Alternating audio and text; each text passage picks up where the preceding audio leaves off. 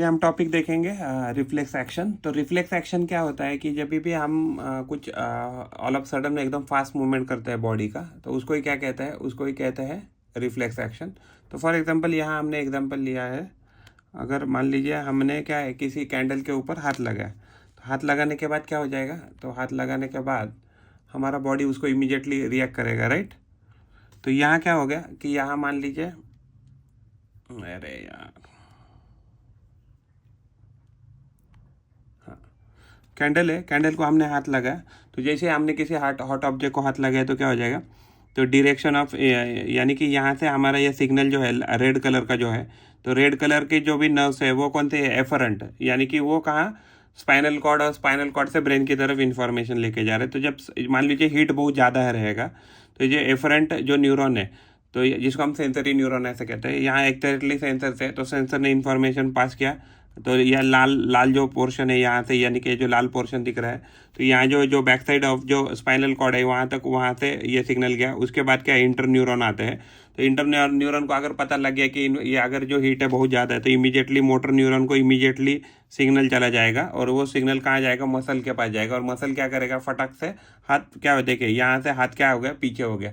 तो इसको ही क्या कहते हैं, हम इसको कहते हैं रिफ्लेक्स एक्शन, जिसमें इन्वॉल्वमेंट ब्रेन का नहीं है। रिफ्लेक्स एक्शन क्या है, तो एक स्टिमुलस है, result in an immediate action, यानी कि जब भी कोई रिस्पॉन्स अगर बहुत इमीडिएटली देने की ज़रूरत है, तो उसको ही क्या कहते हैं, रिफ्लेक्स एक्शन ऐसा कहते हैं। तो रिफ्लेक्स क्या है, एक ऑटोमेटिक रिस्पॉन्स है टू ऑफ अ मसल और a muscles to a stimulus that excites an afferent nerve. यानी कि हमने क्या देखा कि अगर मान लीजिए कोई बहुत इमरजेंसी डिसीजन लेना है अगर बॉडी को, तो तभी जो भी एक्शन ली जाती है तो उसको क्या कहते हैं, रिफ्लेक्स ऐसे कहा जाता है। तो रिफ्लेक्स जो होता है जनरली वो sensory nerve, inter neuron and motor neuron से बने रहते हैं। बट एग्जैक्टली कभी कभी more than one sensory neuron involve होते हैं। मिनिमम वन तो चाहिए ही, मिनिमम वन यहाँ चाहिए, मिनिमम वन यहाँ चाहिए। लेकिन अगर हम स्ट्रेचिंग की बात करें तो स्ट्रेचिंग में इंटर न्यूरॉन अवेलेबल नहीं होता है। स्ट्रेचिंग में क्या होता है, sensory neuron and motor neuron ये दोनों डायरेक्टली काम करते हैं, यानी कि वहाँ एक ही साइनेप्टिक साइनेप्स है। और एग्जैक्टली अगर रिफ्लेक्स की बात करते हैं तो रिफ्लेक्स में क्या हो जाता है, generally minimum one sensory neuron, one से ज़्यादा हो सकता है, इंटर न्यूरॉन भी वन और वन से ज़्यादा होते हैं, एंड मोटर जो नर्व है या मोटर न्यूरॉन है वो एक से ज़्यादा रहता है, एक्सेप्ट स्ट्रेचिंग रिफ्लेक्स। अगर हम no conscious control of brain, यानी कि ब्रेन का कुछ भी इसके प्रोसेस में कंट्रोल नहीं होता है। इसमें क्या होता है कि पेरिफेरल जो नर्वस सिस्टम है हमारा, पेरिफेरल नर्वस सिस्टम कैसे है, एटोनॉमस नर्वस सिस्टम है, राइट। तो एटोनॉमस अगर नर्वस सिस्टम है तो कैसे एक्टिविटी करता है, इनवॉलेंटरी एक्शन करता है।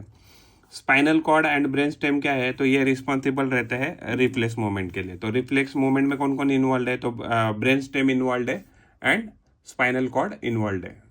हम स्टिमुलस की बात करें तो यार, जैसे फॉर हमने अभी एग्जांपल देखा, हॉट ऑब्जेक्ट है, तो हॉट ऑब्जेक्ट का रिसेप्टर जो है, तो रिसेप्टर उसको रिसीव कर लेगा और वो इन्फॉर्मेशन एफरेंट न्यूरॉन से कहाँ तक भेजेगा, यानी कि सेंसरी न्यूरॉन से स्पाइनल कॉर्ड तक इन्फॉर्मेशन जाएगा। और स्पाइनल कॉर्ड से जो रिले न्यूरॉन है, वो रिले न्यूरॉन अगर इमरजेंसी सिचुएशन है तो डायरेक्टली इन्फॉर्मेशन किसको भेज देगा, तो मोटर न्यूरॉन को दे देगा। तो ये रिफ्लेक्स एक्शन में होता है। मान लीजिए अगर इमरजेंसी सिचुएशन नहीं है तो ये रिले न्यूरॉन क्या करेगा, तो ये ब्रेन के पास इंफॉर्मेशन भेज देगा। बट अगर इमरजेंसी केस रहेगी तो ये इन्फॉर्मेशन डायरेक्ट मोटर न्यूरॉन के पास चली जाएंगी। इसको ही हम रिफ्लेक्स एक्शन कहते हैं, या इसको ही रिफ्लेक्स साइकिल ऐसे कह सकते हैं।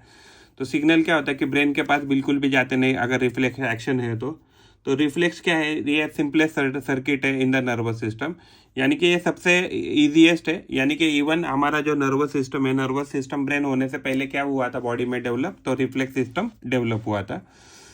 तो reflex is a natural process to the stimulus. तो यानी कि जो भी हमारे आंखों के सामने होता है कि जो हमारे बॉडी को इंजुरी या हार्म पहुंचा सकता है, तो उसकी वजह से ये रिफ्लेक्स क्या है, नेचुरल प्रोसेस होता है। तो रिफ्लेक्स जो होता है उसमें ब्रेन में इंफॉर्मेशन नहीं जाता, यानी क्या है, कॉर्टेक्स जो है, तो कॉर्टेक्स में कुछ भी इंफॉर्मेशन नहीं जाती है।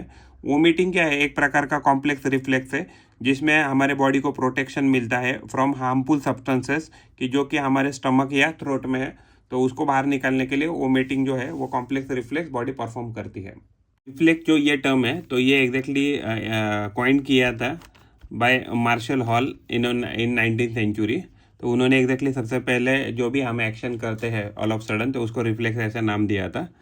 तो जो स्ट्रेच रिफ्लेक्सेस होते हैं उसमें ओनली एक सिनेप्स इन्वॉल्व रहता है, यानी कि एक एफरेंट न्यूरॉन और एक मोटर न्यूरॉन फिर इसमें स्ट्रेच रिफ्लेक्स में इन्वॉल्व रहेगा। बाकी जितने भी रिफ्लेक्सेस है उसमें क्या है कि मोर देन वन उसमें इंटर न्यूरॉन भी इन्वॉल्व रहते हैं। इस केस में क्या होता है कि एक एक भी इंटर न्यूरॉन इन्वॉल्व नहीं होता है।